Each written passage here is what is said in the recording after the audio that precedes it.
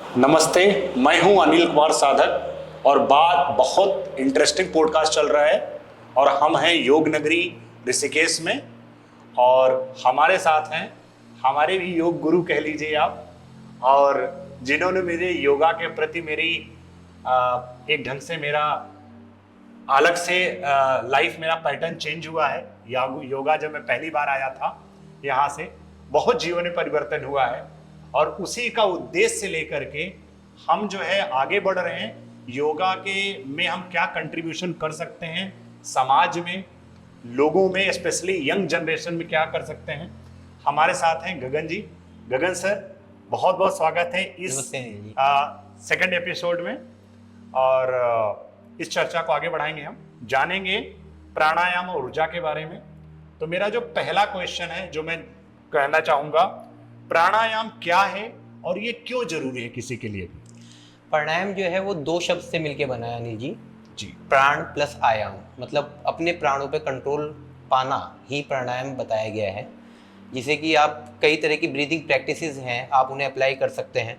पहले normal form में कर सकते हैं, उसके बाद में आप बंधास भी लगा सकते हैं जिसमें कि आप अपनी ब्रीदिंग को कंट्रोल करते हैं। जितना ज़्यादा ब्रीदिंग को कंट्रोल करते हैं उतनी ज़्यादा बॉडी डिटॉक्स होती है आपकी, तो वो प्राणायाम के माध्यम से आप पा सकते हैं। जी। तो मुझे याद है सर कि मुझे शॉर्टनेस ब्रीथिंग थी, ठीक है, और उसमें होता क्या था कि अगर मैं 4 सीढ़ी भी चढ़ रहा हूं तो सांस फूलने लगती थी।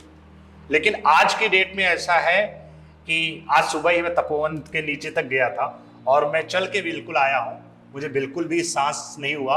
और ये मैं कह सकता हूं कि ये प्राणायाम का चमत्कार है जो हम कई सालों से, लगभग जब से यहाँ से योग करके गया हूँ मैं, तब से तो रेगुलर प्रैक्टिस, ऐसा भी कोई दिन नहीं होता होगा जब मैं योगा, आसना, मेडिटेशन और प्राणायाम की प्रैक्टिस नहीं करता हूँ। तो मैं इस बात का खुद गवाह हूँ और मैं अपने ऑडियंस को बताना चाहूँगा कि अगर आप ध्यान, योग, प्राणायाम करते हैं तो उसमें बहुत कुछ आप पा सकते हैं। तो इसी कड़ी में सर मैं पूछना चाहूँगा कि क्या एक नॉर्मल आदमी या क्या हर आदमी के लिए प्राणायाम है? देखिए, सबसे पहले अगर आप देखें कि नॉर्मली हमारी जो ब्रीथ होती है ना वो बहुत शॉर्ट होती है। तो प्राणायाम में क्या सिखाया गया है कि ना आप चेस्ट ब्रीदिंग करिए, लॉन्गर ब्रीदिंग जिसे कहा गया है ना। तो आप जब लॉन्गर ब्रीदिंग करते हैं, जैसे चेस्ट ब्रीदिंग होगी या एब्डोमिनल ब्रीदिंग हो गई आपकी, तो वो चीज़ जब आप प्रैक्टिस में आते हैं, नॉर्मली व्यक्ति जब ब्रीदिंग लेते हैं, जैसे अभी मैं बात भी कर रहा हूँ तो बहुत शॉर्ट ब्रीदिंग है ये, लेकिन जब अभ्यास करते हैं, आप प्राणायाम का अभ्यास जब करते हैं तो आपको सिखाया जाता है उसमें कि ना किस तरीके से आप ब्रीदिंग को लॉन्ग कर सकते हैं। जैसे अगर आप देखिए, कोई भी इंसान अगर जैसे कहीं चढ़ाई पे चढ़ता है, जैसे स्टूडेंट्स आते हैं हमारे यहाँ ऑल ओवर इंडिया से आते हैं, तो उनकी ब्रीदिंग बहुत शॉर्ट होती है, वो जरा सी देर में थक जाते हैं। अब जैसे हमने बिल्डिंग बनाई है तो यहाँ पे अनिल जी, सबसे पहले स्टूडेंट ने हमने ये पूछा कि ना सर इतनी बड़ी बिल्डिंग आपने बना दी है, जो है लिफ्ट तो है ना? मतलब यंगस्टर की यह स्थिति है कि उन्हें लिफ्ट चाहिए। हमने बिल्डिंग बनाई, हमने लिफ्ट लगाई है, लेकिन आज भी हम सीढ़ी से ही चल रहे हैं, हमें पसंद ही नहीं है। तो क्यों? क्योंकि हमें पता है कि ना अगर हम अपने ऊपर ही काम नहीं करेंगे तो हमें भी उन्हीं प्रॉब्लम जो है, जिन प्रॉब्लम्स को वो लोग फेस कर रहे हैं, उन प्रॉब्लम्स में हम भी आ जाएंगे।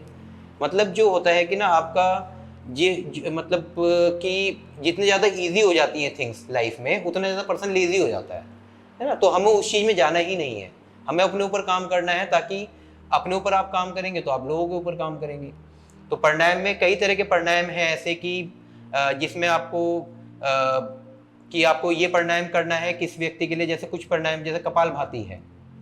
कपालभाति करता क्या है, वो भी बॉडी को डिटॉक्स कर रहा है ना, आपके लंग्स की कैपेसिटी बढ़ा रहा है। लेकिन अगर किसी को हाई ब्लड प्रेशर है तो वो कपालभाति नहीं करेंगे। भस्त्रिका प्राणायाम है वो हाई ब्लड प्रेशर वाले नहीं करेंगे। जिनको लो ब्लड प्रेशर है वो कर सकते हैं, है ना। क्योंकि उसमें क्या है कि जब आप प्राणायाम, कपालभाति या फिर भस्त्रिका प्राणायाम कर रहे हैं तो उसमें क्या है कि ना आपकी ब्रीथ, जो आपका जो ब्लड सर्कुलेशन है वो फास्ट हो रहा है।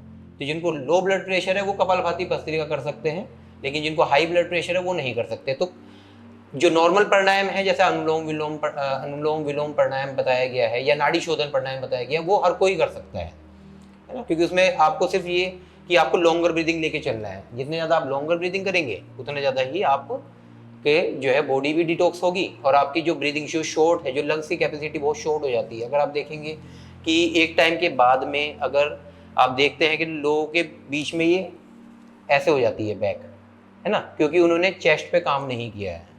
तो प्राणायाम में यही चीज सिखाई गई है कि ना आपकी लंग्स कैसे ओपन हो, आप सीधे कैसे बैठे। नॉर्मली व्यक्ति ऐसे बैठते हैं, है ना, तो उसमें क्या है कि ना वो धीरे धीरे उनकी स्पाइन जो है उसकी पोजीशन ही ऐसे हो जाती है, लंग्स की कैपेसिटी जो है वो बहुत डाउन हो जाती है।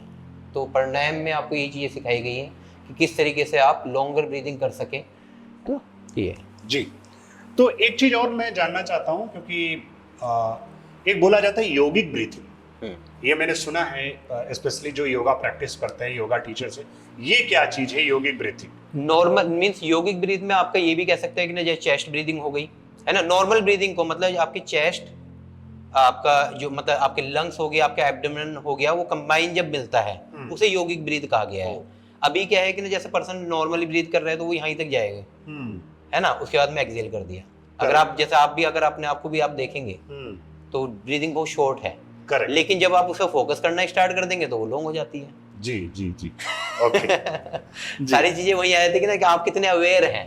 जितने ज्यादा आप अवेयर रहेंगे उतना ज्यादा आपको खुद लगेगा कि हाँ वैसे तो मैं नॉर्मल बैठा था तो जो है ना बहुत शॉर्ट ब्रीदिंग चल रही थी, लेकिन जैसे मैंने उस पर तो हम कंसंट्रेट करा तो हमने लॉन्गर ब्रीदिंग है। अब जब आप लॉन्गर ब्रीदिंग करते हैं, आप जब शॉर्ट ब्रीदिंग करते हैं, जब आप लॉन्गर ब्रीदिंग करेंगे तो आप थकेंगे नहीं। जी जी जी, है ना, इंसान थकता क्यों है? जो शॉर्टनेस ब्रीथिंग, जो शॉर्ट ब्रीदिंग एकदम से हाफने लग जाता है ना, जरा सा चले, है ना, हाफने लगे, जरा सी चढ़ाई चढ़ी तो हाफने लग गए जी। अब जब लॉन्गर ब्रीदिंग आपकी रहेगी तो लंग्स की कैपेसिटी ज्यादा है, लंग्स की कैपेसिटी ज्यादा है तो उतना ही फिर आप थकेंगे नहीं जल्दी से। एक और क्वेश्चन आता है, अभी थोड़ी देर पहले आपने कहा कि अनुलोम विलोम और नाड़ी शोधन, अगर मैं ये जानना चाहूँ कि दोनों में बेसिक डिफरेंस क्या है, अनुलोम विलोम और नाड़ी शोधन में? दोनों है सेम ही जी, बस ये है कि ना नाम अलग अलग दिए गए हैं। जैसे बाबा रामदेव जी ने भी जो है अनुलोम विलोम कह दिया हुआ है, लेकिन है वो सेम ही। अच्छा। दोनों सेम ही है, नाड़ी शोधन और अनुलोम विलोम। नाड़ियों की शुद्धि को जो है अपना जो है नाड़ी जो है हमारी जो ईड़ा पिंगला नाड़ी है उनकी शुद्धि के लिए नाड़ी शोधन बोला गया। अनुलोम विलोम मतलब कि ना इनहेल एक्सहेल बोथ नोस्ट्रिल से, उसे अनुलोम विलोम कह दिया गया। सेम है वो, उसमें कोई डिफरेंस नहीं है। तो जो अनुलोम विलोम है या नाड़ी शोधन है उसको मतलब अगर करेक्ट प्रैक्टिस बोला जाए तो करेक्ट प्रैक्टिस कैसी होती है और उसको कितने मिनट तक करना चाहिए? देखिए डिपेंड करता है कि ना आप किस स्टेज पे हैं जी। अगर आप बेसिक प्रैक्टिशनर हैं तो आप उस हिसाब से करेंगे कि आप जैसे आपने इनहेलेशन करा तो आप रेशियो में बांट सकते हैं इसे कि जब आप इनहेल कर रहे हैं तो आप 3 काउंट करेंगे इंटरनली जी, देन एक्सेल कर रहे हैं तो 3 काउंट करेंगे है ना, इंटरनली काउंट करना, आपने बोलना नहीं है। जी जी जी, है ना, क्योंकि मुंह से तो आपने सांस लेनी ही नहीं है उस दौरान जब आप अनुलोम विलोम या नाड़ी शोधन कर रहे हैं। तो अब धीरे धीरे आप उस प्रैक्टिस को बढ़ा सकते हैं। जब आप इंटरमीडिएट लेवल पे आए तो आप 3 रेशियो जो चल रहा है अपना उसे 6 पे लेके आ सकते हैं। अच्छा। जब इनहेल कर रहे हैं तो 6 काउंट करिए, एक्सेल कर रहे हैं तो 6 काउंट करिए। तो उससे हो क्या रहा है, उससे आपके लंग्स की कैपेसिटी बन रही है। जी जी, है ना, लंग्स की कैपेसिटी बढ़ रही है। तो ये है कि ना उस रेशियो में आप बांट सकते हैं। एडवांस प्रैक्टिस के लिए कहा गया है बंधास भी लगा सकते हैं। जैसे आपने हाँ जी, जैसे आपने अनुलोम विलोम या नाड़ी शोधन जैसे किया आपने, तो इनहेल किया आपने, इनहेल करने के बाद में फिर आपने कुंभक लगाया, ब्रीथिंग रिटेंशन जिसे बोला गया है। जी जी, उसके बाद में आप जालंधर बंद भी लगा सकते हैं, वो मैं आपको एक बार अभी करके दिखा दूंगा। जी, जालंधर बंद लगाया, फिर आपने उसे बंधा जो लगाए हैं उन्हें खोलना है ना, उसके बाद में फिर आपने एक्सेल करना है। जैसे कि अगर हम सिंपल अगर नाड़ी शोधन अगर हम करते हैं तो आपने जैसे नसाग्र मुद्रा बोली जाती है, ये लगाया अपना, राइट नोस्ट्रिल क्लोज करी आपने राइट थंब से, उसके बाद में अपना इनहेल करा आपने लेफ्ट से,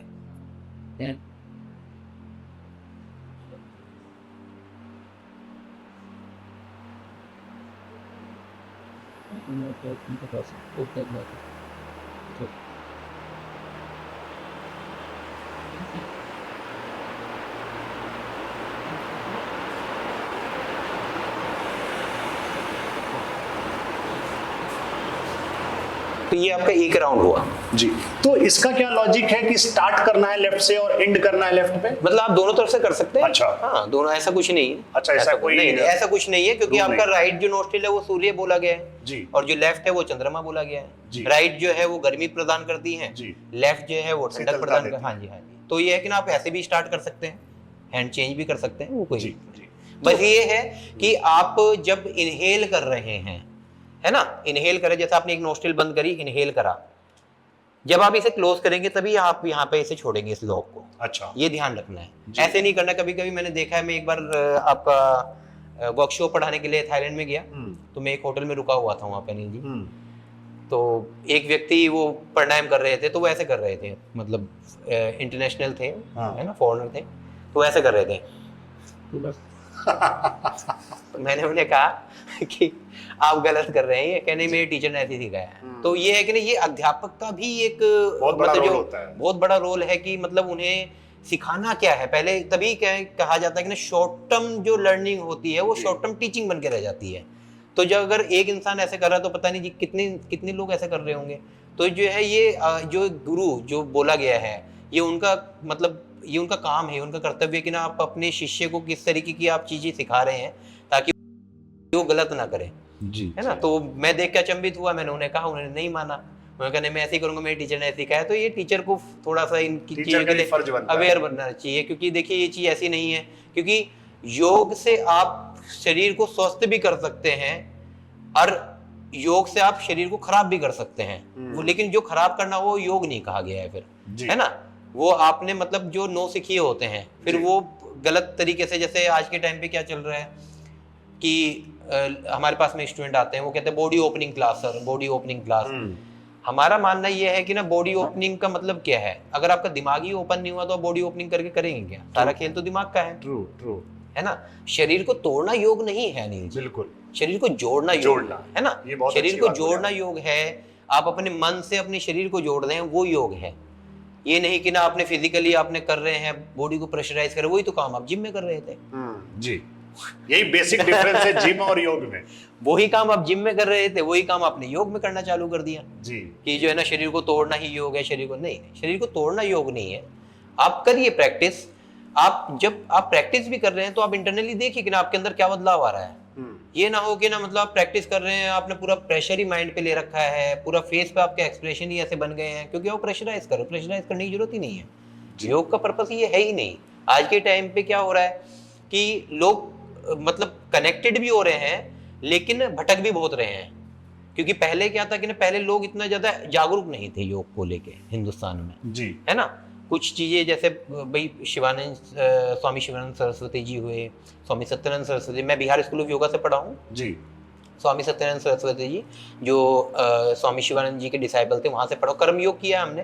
तो उन्होंने सबसे पहले हमें ये सिखाया है कि आप अगर अपने ऊपर काम नहीं करोगे, मतलब कि ना अगर आपने कर्म योग से नहीं जुड़ोगे, है ना जी, ये ना हो कि ना आप सिर्फ फिजिकली करे जा रहे हो, है ना। अगर आप यहाँ से साफ नहीं है, अगर आपके अंदर ईगो भरी पड़ी है ना। उन्होंने ईगो ही निकाली, वो हमसे झाड़ू पोछा लगवा देते सुबह शाम, 8-8 घंटे झाड़ू पोछा लगाया हमने, 1 साल तक रहे, है ना। वहाँ पे यही चलता था हमारा, सुबह शाम तक हमारा यही काम रहता था, सुबह 7 से 11 और जो है दिन में 2:30 बजे से 6:30 बजे तक डेली का रूटीन था हमारा कि ना झाड़ू पोछा हमें लगाना है। और जो है क्योंकि वो कर्म योग में आता है ना। ये बहुत अच्छी चीज आपने बताई। मुझे भी याद है जब हम सेशन लेने आते थे तो हम लोग की एक कर्म योग का सेशन होता था जी। जहाँ पे हमारा काम होता था कि हम शाम को प्रैक्टिस के बाद सारे अपने मैट्स को, और सबकी ड्यूटी लगती है एक ढंग से कि आप अपने मैट्स को सब ठीक ढंग से व्यवस्थित करेंगे। योगा हॉल जहाँ पे आप अपने अपने शरीर और मस्तिष्क के जुड़ रहे हैं, वहाँ पे सारे योगा ब्लॉक्स को ठीक से रखेंगे, ठीक है, योगा हॉल को क्लीन करेंगे। और ये बहुत फन के रूप में हम लोग लेते थे, ऐसा नहीं कि काम के रूप में लेते थे, और बहुत ही अच्छे लगते थे। और मुझे याद है अच्छे से कि बहुत सारे हमारे साथ में जो बैट्समैन थे उन्होंने कितने सालों बाद झाड़ू उठाई थी और बहुत ही एक फन टाइप से हुआ और बहुत ही आनंद है। बहुत अच्छी बात बताई आपने कि कर्म योगी बनना बहुत ज्यादा जरूरी है आज के जीवन में। क्योंकि चक्कर ये है कि ना देखिए हमारे यहाँ तो स्टूडेंट जैसे आते हैं, वो उनका क्या रहता है कि ना सर हमने तो कभी करा ही नहीं काम। अगर मैं बात करूँ अपनी, मैं एज अ ओनर आज के टाइम मेरे पास में 10 लोगों का स्टाफ है ना, प्लस किचन स्टाफ अलग है, टीचर्स अलग हैं, 4 लड़के हैं, 4-5 लड़के ऐसे हैं कि ना जो सिर्फ साफ सफाई, अगर मैं चाहूँ उनसे अपने कमरे की, मैं आज भी अपने कमरे की अपने आप सफाई करता हूँ जी। जरूरी है ना, क्योंकि अगर आप अपनी ही सफाई नहीं करोगे तो आप दूसरे को क्या सिखाओगे। बिल्कुल बिल्कुल। हमने कर्मयोग डाला हुआ है, ऋषिकेश में कोई स्कूल नहीं है कि ना जो कर्मयोग करवाता हो, मतलब जो योगा टीचर ट्रेनिंग जो स्कूल, मुझे नहीं पता कि मुझे नहीं लगता क्योंकि जहाँ पे भी मैंने देखा है सब स्टाफ जो होता है वही साफ सफाई करे, लेकिन हमने डाली भी ये चीजें और स्टूडेंट करते हैं, उन्हें तब बदलाव लगता है कि ना हाँ ये जरूरी है ना। क्योंकि अगर आप अपनी सफाई नहीं कर सकते, आप जहाँ पे अभ्यास कर रहे हैं आप उस जगह की सफाई नहीं कर सकते, तो क्या फायदा रहा। बिल्कुल ना इंटरनली चेंज कहा क्या है, इंटरनली चेंज तो यही है ना जी। इंटरनली चेंज होना बहुत ज़्यादा जरूरी है, और उसके लिए आपको फिर वो स्टेप्स लेने पड़ेंगे। आपको कर्मयोग से, ये भी कर्मयोग भी एक योगा का ही पार्ट है। बिल्कुल। अब मैं एक वापस हम लोग क्वेश्चन पे आते हैं, प्राणायाम से क्या रोग प्रतिरोधक क्षमता बढ़ती है? अगर कोई प्राणायाम कर रहा है तो क्या उसको जो डिजीज हैं, क्या उसको लड़ने की क्षमता बढ़ती है? देखिए, जो समस्याएं जो शरीर में होती हैं वो इन्हीं चीज़ों से होती है कि ना, जो आप जैसे प्रदूषण है ना, इन्हीं चीज़ों से, या आज के टाइम पे आप देखेंगे 80% जो समस्याएं हैं इंसान के शरीर में वो पेट से हैं। अब जो प्राणायाम जो बताए गए हैं वो डेफिनेटली उसका काम, जो मेन पर्पस प्राणायाम का जो है वो डिटॉक्स करना ही है अनिल जी। जी। बॉडी डिटॉक्स हो रही है, अब जब बॉडी डिटॉक्स होगी तो डेफिनेटली जो समस्याएं हैं है ना, उनसे तो निजात मिल ही जाएगा। बिल्कुल। अब डिपेंड करता है कि ना समस्या क्या है, है ना। किसी को डाइजेशन का इशू है, वो भी प्राणायाम से सोल्व हो सकता है ना।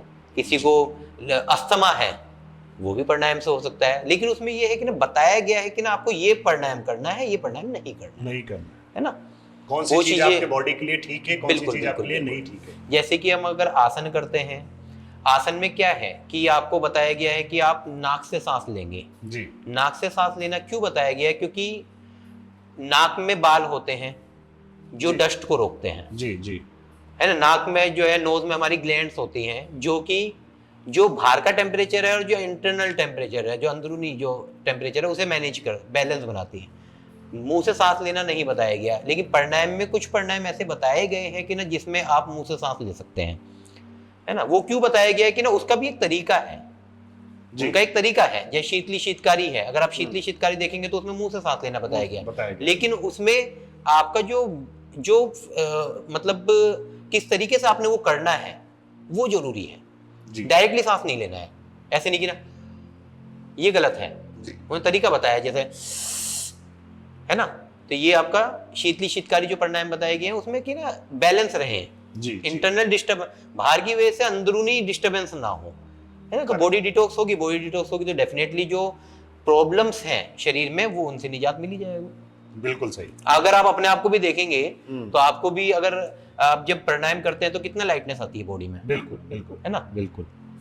और ये तो मैंने कई, मतलब पिछले लोग, अब वही लोग हैं जो मुझे पहले देखते थे 4 साल 5 साल पहले, और वही लोग हैं जब ये बोल रहे हैं कि लोगों की एज बढ़ रही है और मुझे लगता है आपकी एज घट रही है। जो मुझे 10 साल पहले देखे थे सही और जो मुझे आज देखते हैं। हमने तो आपको देखा था जब आप आए थे, तो मतलब अगर मैं उस टाइम से अब आई थिंक 2-3 साल तो हो गए हम कनेक्टेड हैं। बिल्कुल 3 मतलब आप ये लगाइए कि ना आप रिवर्स जा रहे हैं।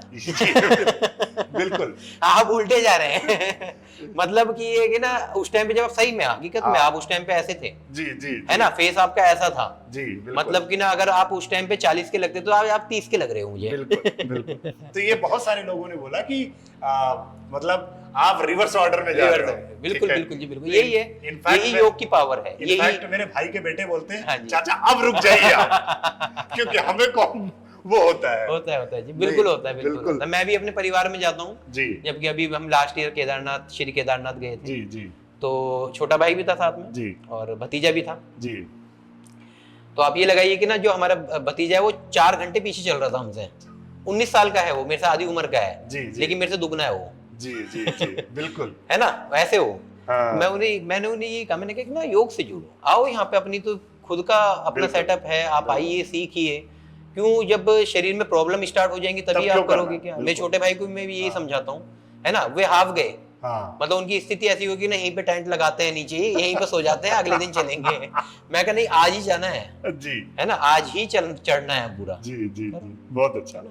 एक चीज और मैं जानना चाहता हूँ कि प्राणायाम अध्यात्म में कैसे क्या कहते हैं बेनिफिशियल है। जो आदमी अध्यात्म से जुड़ना चाहता है उसके लिए प्राणायाम कैसे आप कह सकते हैं कि सहायक हो सकता है, हेल्पफुल हो सकता है।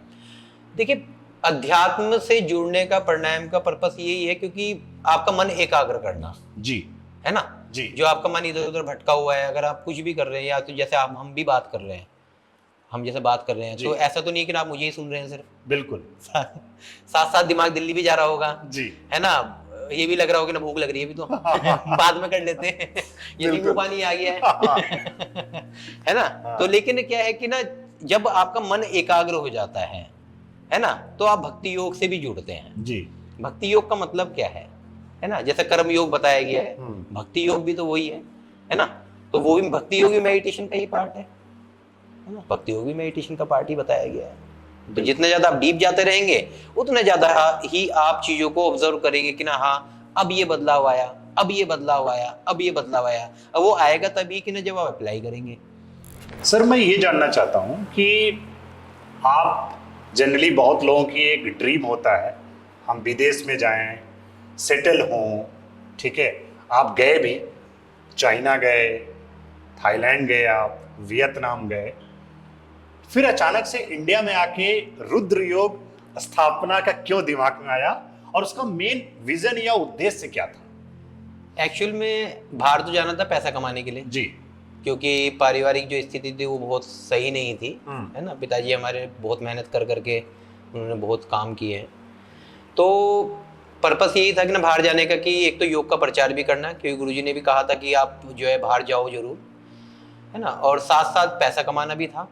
और रुद्रा योग पीठ की जो स्थापना अगर आप कहें तो वो बहुत पहले से हो गई थी, दिमाग में पहले से हो गई थी जी, है ना, दिमाग में पहले से हो गई थी कि ना मेरा पर्पस ही ये था कि ना मुझे हिंदुस्तान में योगा स्कूल खोलना है, ऋषिकेश में योगा स्कूल खोलना है जी, और ज़्यादा से ज़्यादा क्राउड को, इंडियन क्राउड को या विदेशी हों, उन्हें योग से शिक्षित करना है। क्योंकि जितने ज़्यादा आप अपने लोगों को शिक्षित करेंगे, अपने आसपास के लोगों को शिक्षित करेंगे, उतना ज़्यादा ही आप उस चीज़ को फिर बाहर भी पहुंचा सकते हैं। तो पर्पस यही था कि ना ज़्यादा, और इसीलिए हमने प्राइस भी जो रखा हुआ है योगा का, बहुत कम प्राइस रखा, ऑल ओवर इंडिया का सबसे कम प्राइस है। और ये और कर दिया हमने इस महीने से कि इंडियंस और फॉरेनर्स का हमने सेम प्राइस कर दिया, जो प्राइस इंडियंस दे रहे हैं वही फॉरेनर्स दे रहे हैं। मतलब हमारा जो बेस प्राइस है वो 19,000 रुपये है। रियली? हाँ जी। उसमें क्या है कि ना आपका रहना खाना 24 दिन का कोर्स है जी, रहना खाना, योगा क्लासेस, सर्टिफिकेट, बाहर भी घुमाने ले जाते हैं जी जी, आउटडोर एक्टिविटीज़ भी करवाते हैं। तो मतलब एक कंप्लीट पैकेज है कि ना अगर कोई वैसे भी ऋषिकेश घूमने आ रहा है, जी, भाई इंसान कहीं पे भी घूमने जाता है तो आपको पता है कि ना 20-25 हज़ार रुपये तो वैसे ही लग जाते हैं महीने के, बिल्कुल। तो हमने उस चीज़ को योग में बदल दिया कि आप आइए, घूमना भी हो रहा है आपका, हर महीने हर हफ्ते घुमाने भी ले जा रहे हैं आपको, आपका फिजिकली मेंटली स्पिरिचुअली भी काम हो रहा है जी, है ना, सब चीज़ें हो रही है। और ये बहुत इंटरेस्टिंग चीज आपने बताई, क्योंकि मुझे जहां तक पता है कि आज अगर हम किसी टूरिस्ट स्पॉट पे अगर जाते भी हैं तो वहां पे लिखा है कि ये टिकट फॉरेन नेशनल के लिए अलग है और इंडियन रेजिडेंट्स के अलग है। बट मैं सरप्राइज, मैंने भी फेस करी ये चीजें। हाँ, मैं चाइना में रहा हूँ, वियतनाम में रहा हूँ, थाईलैंड में रहा हूँ, बाली में रहा हूँ, और आपका सिंगापुर भी गए थे लास्ट ईयर। तो मैंने भी फेस करा है कि ना इंडियंस मतलब जो है ना इंटरनेशनल के लिए और लोकल के लिए अलग प्राइस है, अलग प्राइस। हमने तो चेंज ही कर दिया जी। हम तो ये चाहते हैं कि ना हम कल की डेट में विदेश में जाएं तो हमें भी सेम लेवल पे ट्रीट करा जाए बहुत ही हमने तो प्राइस ही चेंज कर दी है। मतलब मतलब आज के टाइम पे भी अगर देखेंगे आप कि ठीक है, सबके अपने अपने खर्चे होते हैं, हम किसी को इस चीज़ में नहीं वो कर सकते कि दूसरे स्कूल वाले इतना पैसा ले रहे हैं या वो है, लेकिन ठीक है, अगर हमें इतने से संतुष्टि है तो हम इतना ही लेते हैं, हमें जरूरत ही नहीं है ज़्यादा एक्स्ट्रा चार्ज करने की। और स्टूडेंट भी खुश है, और ज़्यादा से ज़्यादा आप लोगों को एजुकेट करेंगे इससे।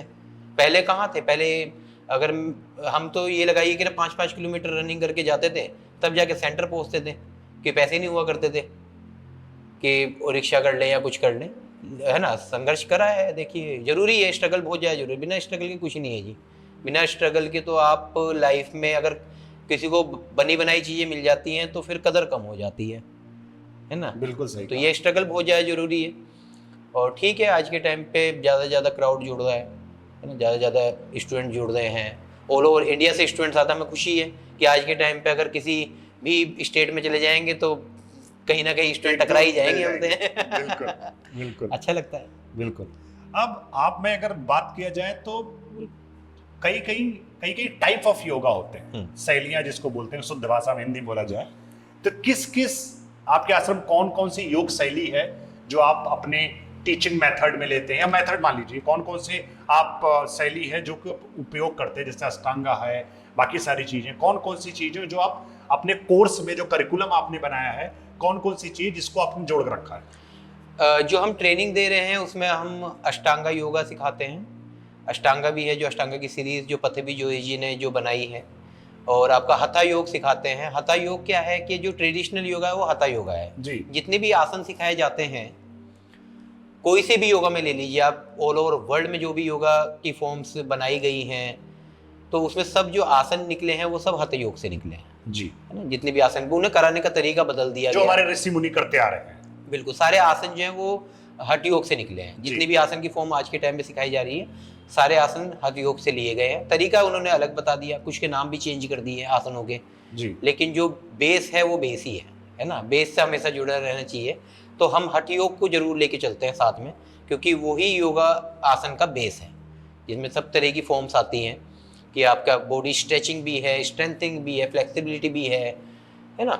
इंटरनली आप हर चीज़, हर ऑर्गन पे काम कर रहे हैं, हर मसल्स पे काम कर रहे हैं, तो वो हठ योग में कवर अप होती है। तो अयंगर योगा सिखाते हैं हम। अयंगर योगा की फॉर्म भी है जिसमें आपका बेल्ट ब्रेक, बीकेएस अयंगर जी जो हैं उन्होंने फाउंडर हैं अयंगर योगा के, तो वो फॉर्म भी सिखाते हैं। वो थोड़ा थेरेपेटिक वे में है, थोड़ा सा जैसे- उन्होंने आसान किया एक टाइम आने उन्होंने के अगर बाद, मान लिया कि हटाए- जैसे ब्लॉक्स वगैरह दे दिए जी, यूज जी, करने के लिए, prop- जिस पे हम props। बैठे भी अभी जी जी है ना। कि अगर कोई इंसान, अगर आप वैसे अगर नॉर्मली अगर आप किसी को कहेंगे बैठने के लिए तो वैसे बैठेंगे जी, है ना। नीचे जी, बैठते तो धीरे धीरे इंसान ऐसे हो जी जाता जी जी, है ना। तो ये उन्होंने ब्लॉक दे दिया कि ना आप ब्लॉक पे बैठिए, हाँ ताकि जो है आप सीधे straight बैठ रहेंगे। सकें, सीधे बैठ सकें जी है ना। तो ये ऐसी रस्सियाँ दी हैं स्ट्रेचिंग के लिए, बेल्ट दी है, तो वो थोड़ा थेरेपेटिक वे में भी आ जाता है और सपोर्ट भी मिल जाता है कि अगर आप कोई आसन कर रहे हैं तो आप किस तरीके से, अगर किसी से कोई आसन, अगर मान लिए त्रिकोण आसन ही कर रहे हैं, किसी से पैर नहीं पकड़े जा रहे, अपने एंकल नहीं पकड़े जा रहे, तो उन्होंने ब्रिक दे दी है कि आप ब्रिक पे हाथ रख लीजिए। तो इसका मतलब है आप ओल्ड और न्यू दोनों मेथड को लेके चल रहे हैं और दोनों सबको समाहित करके चल रहे हैं। हाँ जी, हाँ जी, क्योंकि जो है जैसे हम ट्रेडिशनल में तो है ही हैं जी जी, वो, उसमें जैसे हमने फिर अष्टांगा योगा जो जैसे पतंजलि जोशी जी का मैंने बताया आपको, बीकेएस अयंगर जी का अयंगर योगा है, तो वो हमने एड ऑन कर रखा है। तभी हम मल्टी स्टाइल करवाते हैं जी ट्रेनिंग। जी जी मल्टी स्टाइल ट्रेनिंग हमने इसी वजह से रखा हुआ है कि ना हम all forms of yoga cover up कर रहे हैं इसमें। जी जी जी, बहुत अच्छा। अब मेरा जो अगला प्रश्न है, आप जो बेसिक जो है आपका ये जो प्रशिक्षण दे रहे हैं आप, जो आप सिखा रहे हैं, ये आप साधकों को समर्पित करेंगे या शिक्षकों को? देखिए क्या होता है कि ना दोनों कनेक्शन है, अच्छा, है ना जी। क्योंकि देखिए टीचर्स अपने एफर्ट डाल रहा है, लेकिन अगर स्टूडेंट सीखने वाले नहीं आएंगे तो उनका नुकसान है। जी, और अगर स्टूडेंट सीखने वाले आ रहे हैं, टीचर सही नहीं है, तो वो भी नुकसान है। तो दोनों बैलेंस करके चलना जरूरी है। हम अपनी तरफ से पूरी कोशिश करते हैं कि स्टूडेंट्स को बेस्ट टू बेस्ट दें, और जो हमारे टीचर्स है वेल एजुकेटेड है, कई सालों का एक्सपीरियंस उन्हें टीचिंग का, देखिए है ना। आपने भी सीखा, आपको पता ही है, बिल्कुल देखिए बिल्कुल, है ना, मैंने भी सिखाया आपको तो जो है और भी टीचर्स हैं हमारे, सारे बहुत बढ़िया टीचर्स हैं, वेल मतलब जो है उनका बिहेवियर भी बहुत अच्छा है स्टूडेंट्स को लेके, है ना। सबको अच्छे से ट्रीट करते हैं, इक्वली ट्रीट करते हैं। ये नहीं है कि ना अगर बैच में फॉरेनर्स, कई जैसे कई स्कूल के स्टूडेंट्स आ जाते हैं हमारे पास में, वो कहते हैं कि ना सर वहाँ पे तो फॉरेनर्स को ही पूछते हैं, तो हमारे यहाँ पे वो चीज़ Correct. नहीं है, हम नहीं करते Equality. इक्वल। क्योंकि देखिए मैंने जैसे शुरुआत में कहा था कि ना तोड़ना योग नहीं है, जोड़ना योग है, बिल्कुल सही है ना। तो वो चीज़ हमने बना के रखी हुई है स्टूडेंट्स के लिए, कि ताकि किसी को ये ना लगे, ये फील भी ना हो कि जो है ना इन्हें ज़्यादा पूछ रहे हैं, हमें कम पूछ रहे हैं, तो है ना। तो वो चीज़ें हम नहीं रखते हैं, वो चीज़ें बिल्कुल भी हम हमारे सिलेबस में ही नहीं है एक्चुअल में। कर। तो मेरा अगला वो क्वेश्चन है कि रुद्र योग पीठ का रुद्र क्यों रखा गया? शिव जी के नाम पे है, शिव जी के भक्त हैं तो हाँ, इसे और रुद्रा अवतार जो बोला गया है भोलेनाथ को, वो अभी थोड़ी देर पहले हम लोगों की बात हो रही थी कि वो एग्रेशन को समर्पित है। शिव जी तो भोले हैं। हाँ, बट जो उनका रुद्रा अवतार बोला गया है, जो देखिए रुद्र, हाँ, देखिए जैसे एक इंसान है, अब इंसान के अंदर क्या है कि आपका एक उसका सॉफ्ट नेचर भी है और एक हार्ड नेचर भी है ना। तो शिव जी का भी है, लेकिन नाम से फर्क नहीं पड़ता है, इंटरनली क्या है उस चीज से फर्क पड़ता है जी। तो आप ये कह रहे हैं ये संस्था जो है भगवान भोलेनाथ को समर्पित है, आप ये बोल रहे हैं, और उनके, क्योंकि आप डिवोटी हैं भोलेनाथ के, हाँ जी। और जो मुझे बहुत ही इंस्पायर्ड करता है कि आप शिव जी के डिवोटी हैं, और शिव जी को आदि गुरु बोला गया है, हाँ, आदि क्योंकि गुरु। योग की शुरुआत ही भोलेनाथ से हुई थी, और भोलेनाथ ही सबसे पहले योग के गुरु बोले गए हैं। और जहां तक मेरा मानना है धर्म के बारे में, मैं जहां तक जानता हूं कि उनकी जो प्रथम शिष्या थी वो माता पार्वती थी। जी जी। अगर मैं सही हूं हाँ जी, हाँ जी। अपने फैक्ट्स को लेके, तो प्रथम जो उनकी शिष्या थी वो माता पार्वती थी। और बहुत ही सुंदर कि आपने भगवान भोलेनाथ को अपना समर्पित कर रखा योग का नाम। अब मैं जो मेरा इस श्रृंखला में जो अंतिम प्रश्न है, आपके संस्थान की सबसे, अगर मैं कहूं कि आप कुछ खास बातें बताएं जो सबसे अलग करता है आपको। ठीक है। देखिए, पहली बात तो ये कि ना अलग चीजें तब होती है, मैं कंपैरिजन में बिलीव नहीं करता हूँ जी। है ना। मेरा मानना ये है कि ना अपने ऊपर काम करिए, है ना। हर कोई मेहनत ही कर रहा है। देखिए ऋषिकेश में बहुत सारे स्कूल, अच्छा है। जब हम सीख रहे थे उस टाइम पे तो गिनती के 2-4 स्कूल थे, है ना। ये बात है आपका 2004 के आसपास की, जब हम प्रैक्टिस करने जाते थे तो बहुत कम स्कूल थे। और आज के टाइम पे बहुत ज़्यादा स्कूल हैं, 400-500 स्कूल हैं ऋषिकेश में। सब अपने लेवल पे मेहनत कर रहे हैं, अच्छा है ना। हम किसी को दोष नहीं दे सकते। हाँ, ये है कि ना डिसिप्लिन मेंटेन करके रखना बहुत ज़्यादा ज़रूरी है। तो मैं तो सबको यही कहूँगा कि ना डिसिप्लिन रहे तो बाकी सब अच्छा ही है। हम किसी को जज नहीं कर सकते। देखिए कि हम किसी को ये कह दें कि उनके यहाँ पे ये चलता है, उनके यहाँ पे वो चलता है, वो हमारी आदत नहीं है। हमारा काम क्या है कि ना, हाँ, हम अपने ऊपर जरूर काम करते हैं। अगर हमें लगता है कि जो है हमारे अंदर कुछ कमी है, अगर हमें लगता है कि ना भाई ठीक है हमें ये बदलाव करना चाहिए, तो हम वो कर देते हैं, है ना। भाई स्टूडेंट्स आ रहे हैं सीखने के लिए आ रहे हैं। हम, हाँ, ये है कि ना छुट्टी वाले दिन खाना देते हैं हम। जैसे मैंने सुना है कई स्कूलों का कि ना छुट्टी वाले दिन खाना नहीं देते हैं स्टूडेंट्स को। तो जैसे संडे है, संडे को ऑफ रहता है हमारा, तो हम छुट्टी वाले दिन खाना देते हैं, क्योंकि हमें ये लगता है कि ना स्टूडेंट बाहर जाएंगे, पैसा खर्च करेंगे उस चीज़ के ऊपर, और फिर जो है कैसा खाएं, बीमार पड़ जाते हैं। कभी आए हैं हमारे यहाँ पे विदेशी सैलानी भी आए हैं, विदेशी, तो उनका क्या हुआ, इंडियन भी हैं स्टूडेंट जैसे, तो कभी कभी क्या होता है कि ना वो वीकेंड पे बाहर खा लेते हैं, फिर वो अगले दिन बीमार पड़ जाते हैं। क्योंकि जब आप योगा, जो हम फूड प्रोवाइड कर रहे हैं वो लेस ऑयली लेस स्पाइसी है। अब जब आप बाहर खाते हैं तो क्या है कि ना वो बदलाव हो जाता है एकदम से। जी जी जी, समझे ना आप, वो बदलाव हो गया एकदम से कि ना अभी तक तो आप एक नॉर्मल खाना खा रहे हो, अचानक से आपने उसमें चेंज कर दिया, छेड़छाड़ कर दी, तो फिर इंसान बीमार पड़ता है। तो ये चीज़ें, तो हमने इस वजह से जो है खाना जो है छुट्टी वाले दिन भी रखा हुआ है, ताकि जो है स्टूडेंट्स को ये कह सकते हैं ये फ़र्क है दूसरे स्कूल में। बाकी देखिए स्टूडेंट्स आते हैं, सीखते हैं टीचर्स से, और जो वो खुद देखते हैं कि ना उन्हें क्या सीखने को मिला। क्योंकि जो सीखने आता है वो सीख के जाता है, और जो घूमने आता है वो घूम के जाता है। बिल्कुल। तो ऋषिकेश में आपने बोला जो लगभग 400-500 इंस्टीट्यूट्स हैं, और अक्रॉस द इंडिया लोग आते हैं। और ये मेरा पर्सनल अनुभव भी है कि मैंने जो देखा है यहाँ पे, स्पेशली आपके योगा सेंटर में, अगर हम काउंट करेंगे तो लगभग हर स्टेट के बच्चे आपको मिल जाएंगे। जी बिल्कुल, ठीक है, पूरा भारतवर्ष है हमारे पास। टू बी नॉर्थ ईस्ट और गुजरात, आसाम, कश्मीर, कन्याकुमारी, सब जगह पे अच्छा लगता है। क्या कभी आपको इस चीज का डिफरेंस आया लैंग्वेज में, मतलब आपस में, या मुझे तो नहीं समझ में आया, लेकिन मैंने जब 3 में था, लेकिन क्या आपको कभी लगा कि कोई डिफरेंस यहाँ पे आके लगता है 1 महीने 1.5 महीने उनको देखने को मिलता है बच्चों में? देखिए लैंग्वेज का तो ये लगाइए कि ना एक इंग्लिश एक ऐसी लैंग्वेज है कि ना वो ऑल ओवर वर्ल्ड में चलती है। जैसे मैं भी चाइना में रहा हूँ, मुझे चाइनीज़ नहीं आती थी जब मैं वहाँ गया था, तो जो है ना इंग्लिश में कम्युनिकेट करा लोगों से, कंपनी ने ट्रांसलेटर दे दी, तो शुरुआत में ट्रांसलेटर रही साथ में, लेकिन एक टाइम बाद फिर खुद को सीखनी पड़ी। तो ये है कि ना ऐसी कोई प्रॉब्लम आती नहीं है, क्योंकि ज़्यादातर जो स्टूडेंट आते हैं उन्हें इंग्लिश इतनी थोड़ी बहुत आती ही है, और उससे काम चल ही जाता है। बाकी ये है कि ना ये अच्छा लगता है कि ना विदेशी जो आ रहे हैं आज के टाइम पे वो हिंदी सीख रहे हैं, हमें तो खुशी उस चीज़ की लगती है। हम यहाँ पे स्टूडेंट उन्हें बोलते हैं हेलो, वो कहते हैं नमस्ते, कैसे हो तो उस चीज़ से हमें खुशी मिलती है। तो ये है कि ना अपनी जो आपका जो ट्रेडिशनल चीज़ें हैं उनसे जुड़े रहना चाहिए, है ना, उन्हें मत छोड़िए, है ना, कि आप उनसे जुड़े रहेंगे तो आप ग्राउंड आपका जो है ना, जो बेस स्ट्रॉन्ग रहना बहुत ज़्यादा जरूरी है। ये ना हो कि नई चीज़ों को देख के आप अट्रैक्ट हो गए, क्योंकि भटकना तो बहुत ईजी है ना, एकाग्र रहना ही बहुत हार्ड है। तो योगा का पर्पस ही है कि ना आपको एकाग्र करना, है ना, चीज़ों को लेके। ये हमारा पॉडकास्ट आई थिंक बहुत ही मेरा पहला इस अनुभव है पॉडकास्ट में, जो कि हमारे इस पॉडकास्ट में एक योगाचार्य हैं जिसमें हैं, और सबसे बड़ी चीज़ क्या है कि जो हमारे योगा के गुरु हैं उनके साथ में पहला योगा से रिलेटेड पॉडकास्ट कर रहा हूँ। ये मेरा अहम सौभाग्य है कि मैं कई लोगों से बात हुई, बट मेरा ये पहले से ही मैंने तय किया था कि मैं पहला जो पॉडकास्ट करूँगा योगा से रिलेटेड वो मैं गगन सर के साथ ही करूँगा। और कोइंसिडेंस देखिए, आज हम इंटरनेशनल योगा डे के दिन ऋषिकेश में बैठ के ये पॉडकास्ट शूट कर रहे हैं।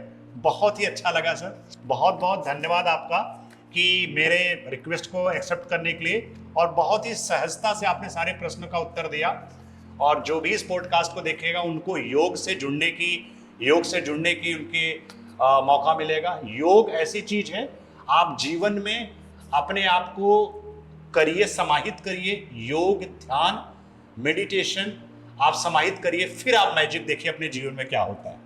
फिर अगली कड़ी में हम किसी से मिलेंगे एक नए गेस्ट के साथ, एक नए प्लेस पे। तब तक अपना ध्यान रखिए, और मैं जो हर बार बोलता हूं, स्वस्थ रहिए, मस्त रहिए और व्यस्त रहिए। सीताराम। ये